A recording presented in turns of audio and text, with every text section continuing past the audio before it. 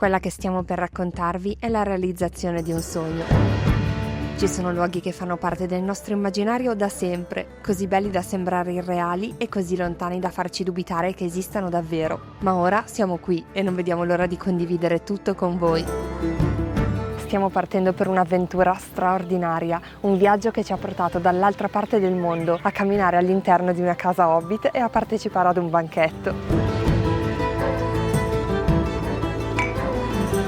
Nell'isola del nord di Aotearoa, Nuova Zelanda, non ci limiteremo a visitare la contea, ma ci saranno camminate nel bosco di notte, alcune tra i geyser e a contatto con l'incredibile cultura Maori. Siete pronti a partire di nuovo insieme a noi?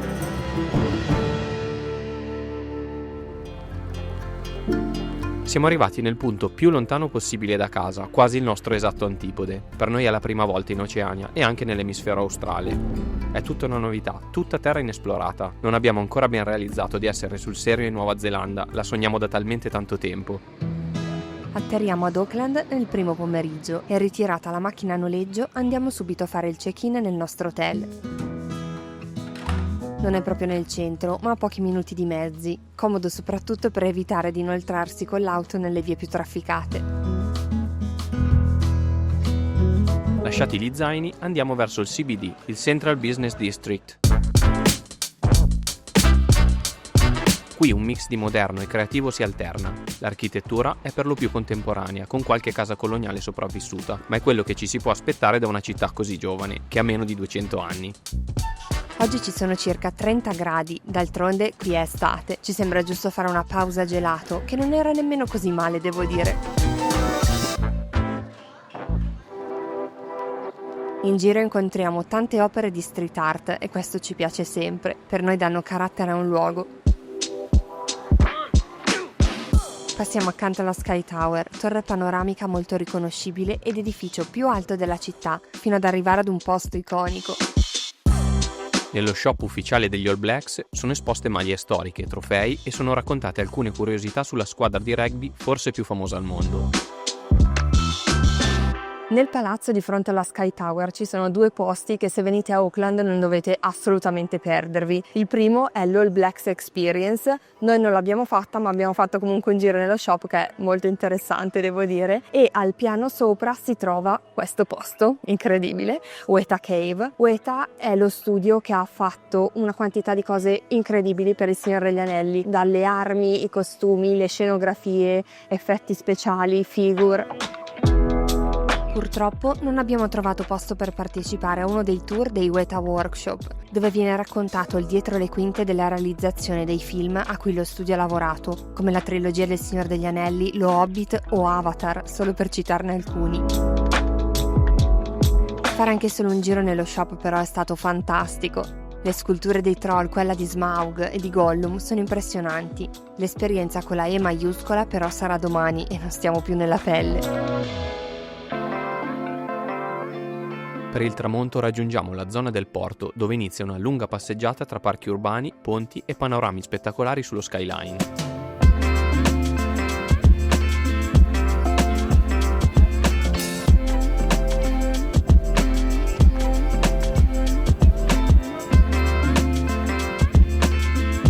Per cena abbiamo scelto un ristorante cinese che affaccia sull'acqua. Non possiamo dire che la Nuova Zelanda sia famosa per i suoi piatti tradizionali, ce n'è qualcuno, ma per la maggior parte troverete locali che propongono cucina proveniente da tutto il mondo. Di certo c'è grande scelta e varietà su dove mangiare. Quando è ormai buio andiamo in Wyner Crossing per la più bella vista sul centro completamente illuminato.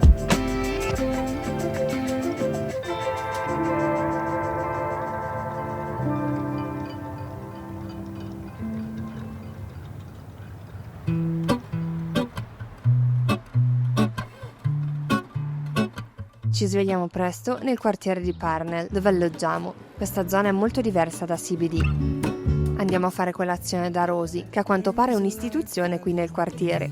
All'interno del locale c'è anche una mostra di opere d'arte che cambia stagionalmente. Caffè, brioche e spremuta alla mano, siamo pronti per iniziare a guidare verso sud.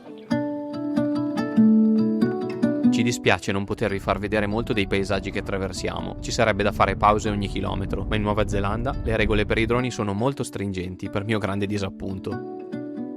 Lungo la strada ci imbattiamo in Tirau, un paesino che ci ha colpito da subito per le enormi costruzioni a forma di animali. Quelle più grandi sono intorno al centro informazioni turistiche, ma ci sono diverse installazioni più piccole in giro per il paese, soprattutto sculture sopra i negozi. La prima vera tappa di oggi sono le Putaruru Blue Springs, le sorgenti d'acqua più pure della Nuova Zelanda. Il sole scotta tantissimo a queste latitudini e i colori sono diversi, forse per l'aria così incredibilmente pulita. Facciamo una bella passeggiata circondati da una vegetazione pazzesca, fino a quando non ci troviamo di fronte il fiume Waiho, una tavolozza di verdi e blu, acqua trasparente che scorre calma in un paesaggio da sogno.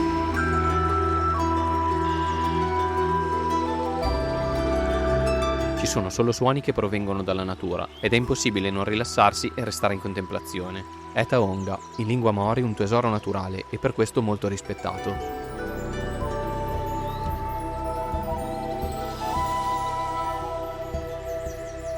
Non dobbiamo guidare molto per raggiungere la nostra casa.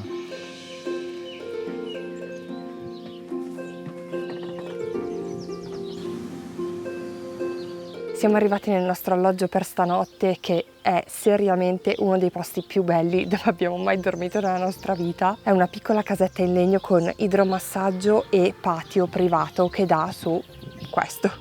Un panorama veramente pazzesco e non vediamo l'ora che diventi buio, perché secondo noi da qui le stelle saranno incredibili. Ora sì che ci sembra sul serio di essere nella terra di mezzo.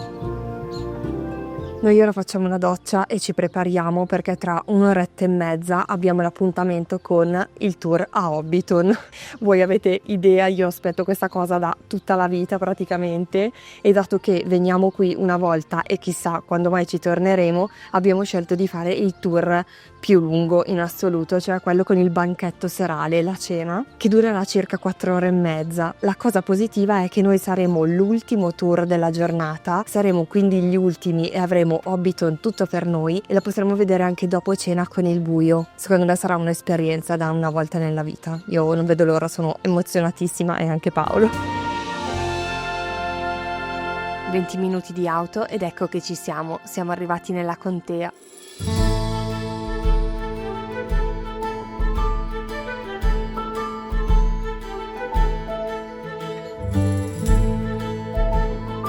Abbiamo appena fatto il check-in, ci siamo registrati per il nostro tour. Mi sento un po' osservata con questo outfit, però mi piaceva essere in tema per questa occasione. Qui siamo al The Shire Rest ed è il punto da cui partono i pullman che poi ci porteranno alla contea. Ci sono alcuni bar e anche uno store con tutto il merchandising ufficiale, però tenete conto che chiudono alle 5 del pomeriggio, quindi se come noi farete l'ultimo tour della sera, venite un pochino prima se volete vedere il negozio.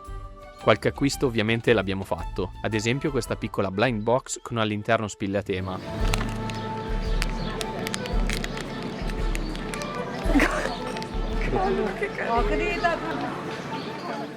Nel tour ci accompagnerà Mike, che da come parla è appassionato del Signore degli Anelli forse più di me. Ormai la nostra emozione è altissima e dopo una breve passeggiata in un bosco, eccolo lì, si apre di fronte a noi la collina di Hobbiton.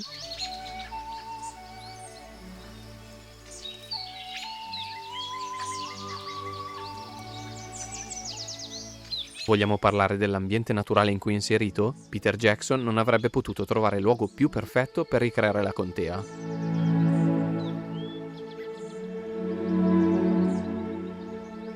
Per chi come noi sa a memoria la trilogia cinematografica, è un vero sogno poter visitare questo luogo ed è ancora più bello di come ce lo siamo sempre immaginato. Case Hobbit distribuite in ogni dove, un percorso circondato da fiori, giardini e orti ovunque. Ogni angolo è diverso e ha dei particolari che lo rendono unico.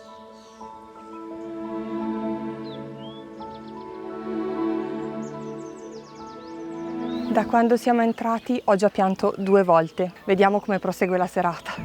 Passiamo da casa Baggins, è incredibile vederla dal vivo.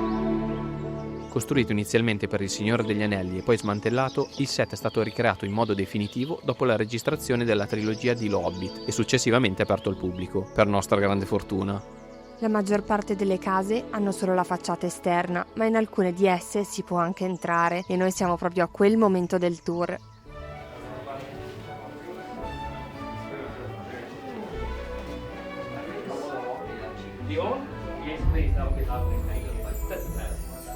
È meraviglioso, c'è una quantità di dettagli da vedere che è fuori dal normale. L'hanno arredata proprio perfettamente, sono senza parole.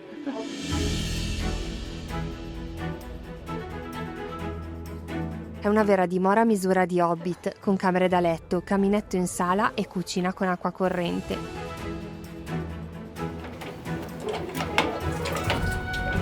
Possiamo solo immaginare l'immenso lavoro di progettazione fatto per una singola casa. Noi all'interno ci sentiamo un po' Gandalf. Ho anche picchiato la testa nello stesso modo, non sto scherzando. Quando usciamo la luce è cambiata, si sta avvicinando il tramonto.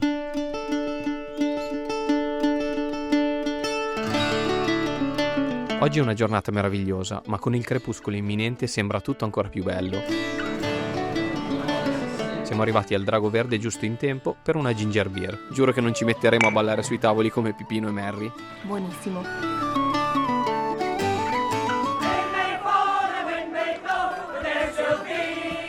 È ora di cena e nel salone centrale della locanda un banchetto ci aspetta. Quando si aprono le porte, una tavola perfettamente apparecchiata ci accoglie. Tavoli pieni di cibo, in perfetto stile Hobbit, con ciotole stracolme disposte in modo molto scenografico.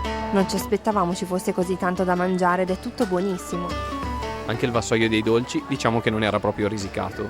Io ho assaggiato la pavlova, un dolce tipico della Nuova Zelanda.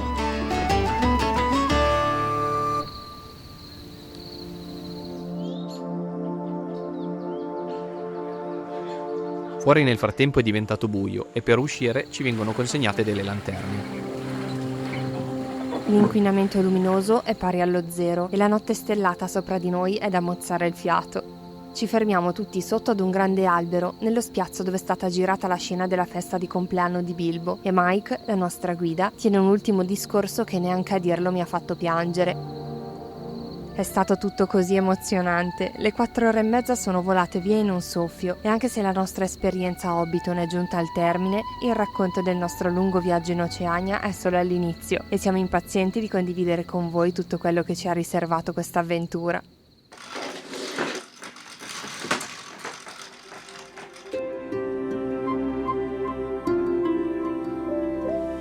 Questa mattina ce la siamo presa un po' più con calma, quando ci ricapiterà di svegliarci con questa vista davanti e con solo il canto degli uccellini come sveglia.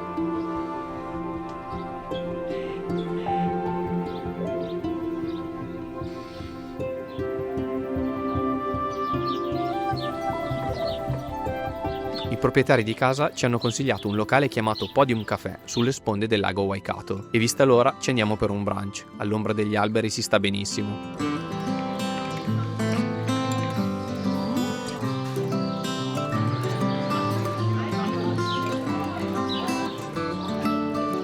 Oggi la nostra destinazione è Rotorua, una delle aree geotermiche più attive di Aotearoa e per questo considerata sacra dal popolo Maori, già molti secoli fa. In questa zona è possibile fare diverse esperienze a contatto con le comunità che ancora vivono qui. Noi tra le tante proposte abbiamo scelto di visitare Te Puia, che unisce natura e tradizioni. Come prima cosa siamo stati invitati all'interno della Waranui, la casa comunitaria e centro della vita sociale e spirituale della comunità Maori.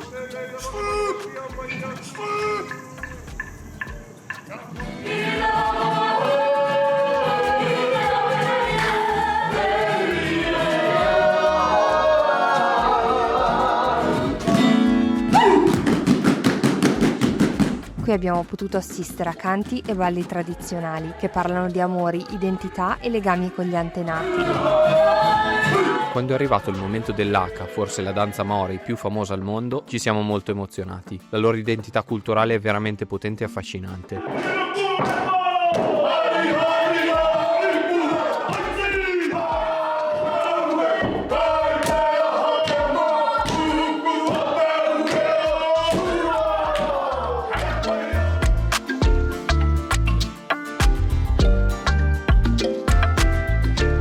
Dopo i canti di benvenuto che sono stati bellissimi, ora stiamo per fare una camminata in mezzo ai geyser nel parco geotermale, accompagnati da una guida Maori. Alla fine del tour dovremo passare anche da un centro di conservazione dei kiwi. Speriamo di essere fortunati e di vedere l'uccello simbolo della Nuova Zelanda.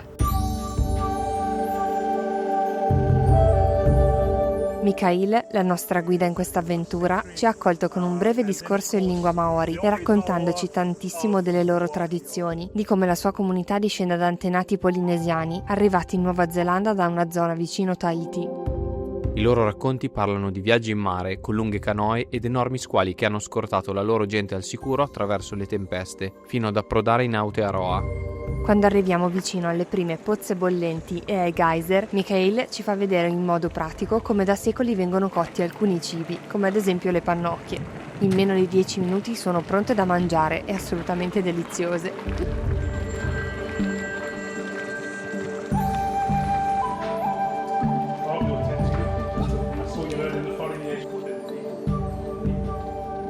Passeggiamo sotto al sole caldo tra specchi di acqua azzurra, fango che ribolle e geyser che esplodono improvvisamente.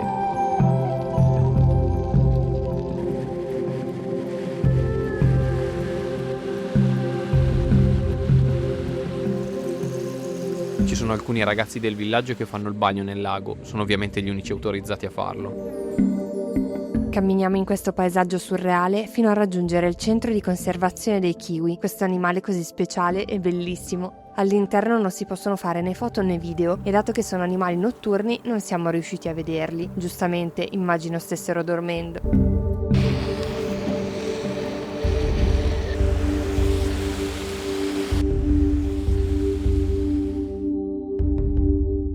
Salutiamo Tepuia e andiamo a fare il check-in al nostro alloggio per stanotte sul lago Okareka. La vegetazione sembra quasi tropicale, diversa da quella incontrata fino ad ora. La vista dalla terrazza della casa è straordinaria.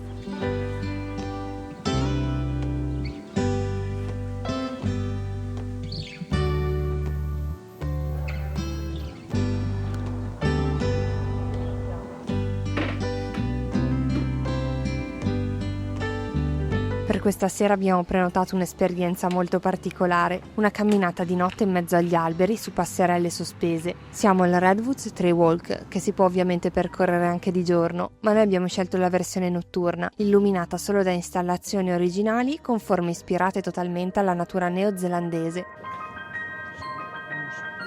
Percorriamo ponti e passerelle a circa 20 metri di altezza. Gli alberi, i redwood, sono immensi e possono arrivare anche ai 75 metri.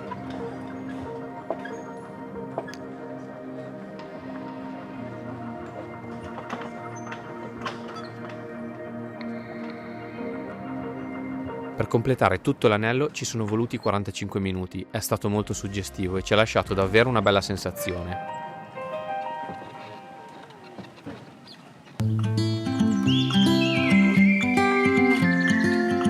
Un'altra bellissima giornata di sole, perfetta per guidare un'ultima volta attraverso le colline della contea. Stiamo andando in aeroporto, lasciamo l'isola del nord. Dato che prima dell'aereo avevamo un paio d'ore a disposizione e ci passavamo davanti, non potevamo non fare un altro stop a Hobbiton. Ci fermeremo magari qua per pranzo o per uno spuntino e facciamo un altro giro nello shop perché ho visto delle cosine che vorrei comprare. Abbiamo comprato un altro mystery pack con le spille e abbiamo trovato Frodo, direi perfetto in coppia con Gollum.